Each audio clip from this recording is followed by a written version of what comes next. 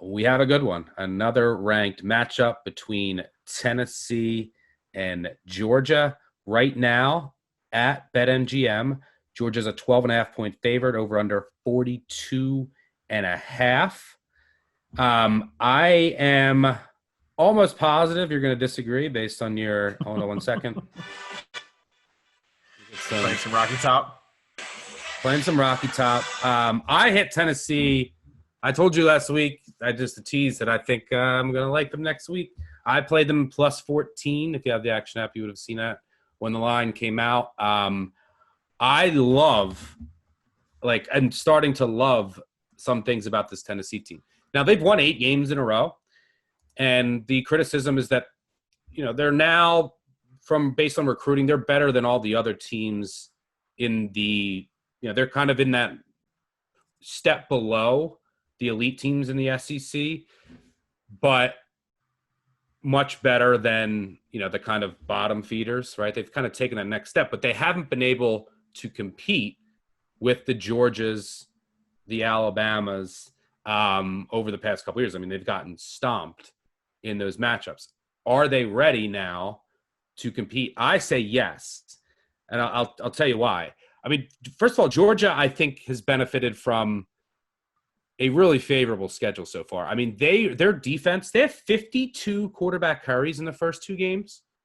They went up against just hilariously bad offensive lines. I mean, if you look at Auburn's offensive line, I mean, we know Arkansas's offensive line is really small, and they kind of just got pushed around. Auburn's offensive line, we knew they had to replace their entire offensive line, and it's like 2-star recruits and 3-star recruits.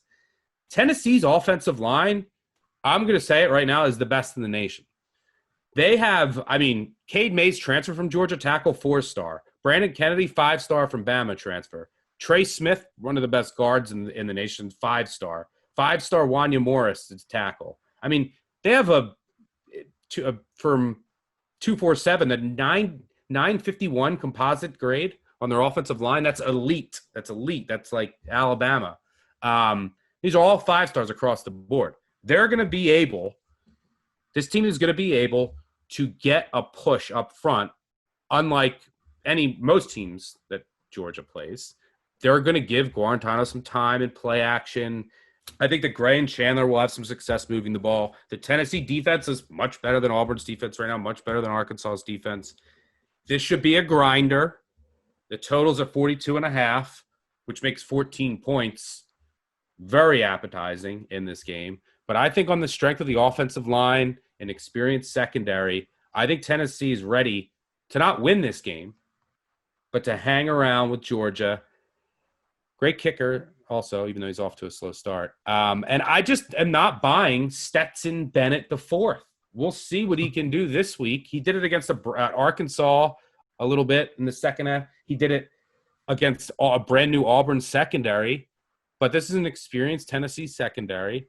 And, this is a former walk-on, and JT Daniels is back, but he's running with the 3s apparently, and I think this is going to be Stetson Bennett starting on Saturday. So give me the Vols, Rocky Top. I see you, Knoxville. I see you, Tennessee, everywhere but Murfreesboro.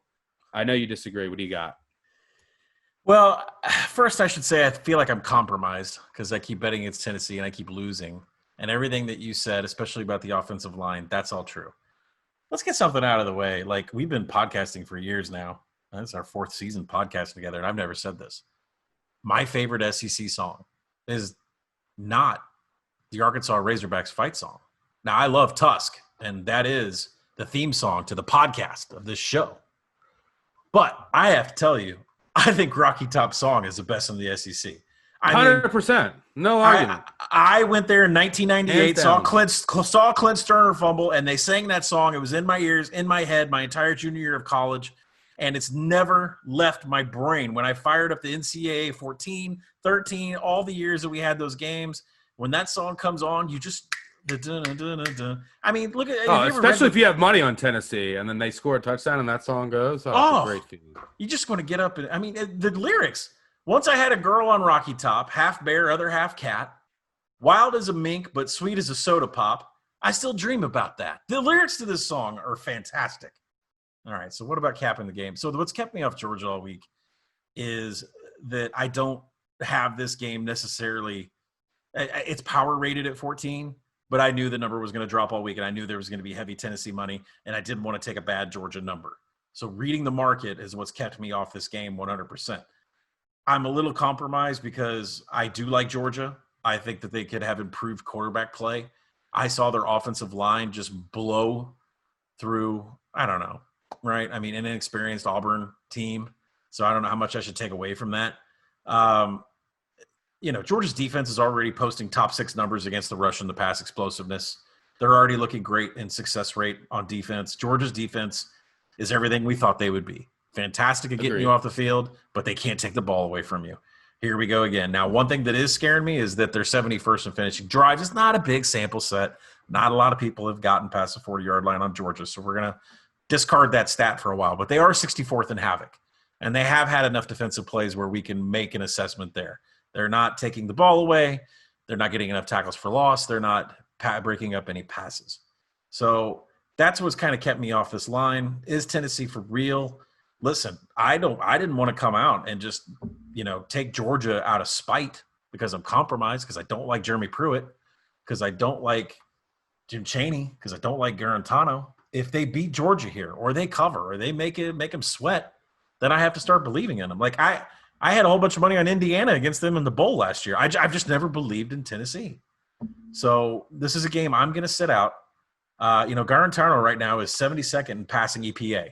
So his expected points when he throws, that's just not explosive. He's just not – I don't think he can get enough chunk yards, and he doesn't have enough quick strike to beat this Georgia defense. I think Georgia's defense is going to be great at getting Tennessee's offense off the field.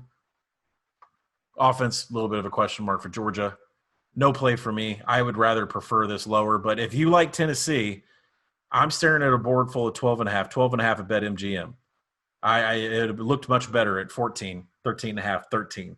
I would wait to see if some Georgia money comes in to prop that back up. I wouldn't want to sit around with a dead number like 12.5.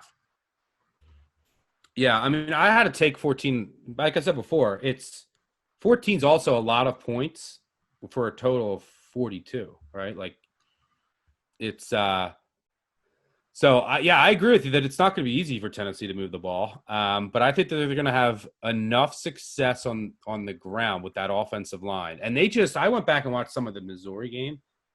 Missouri got nothing in the backfield. That offensive line was just driving them all day long. So this offensive line is legit.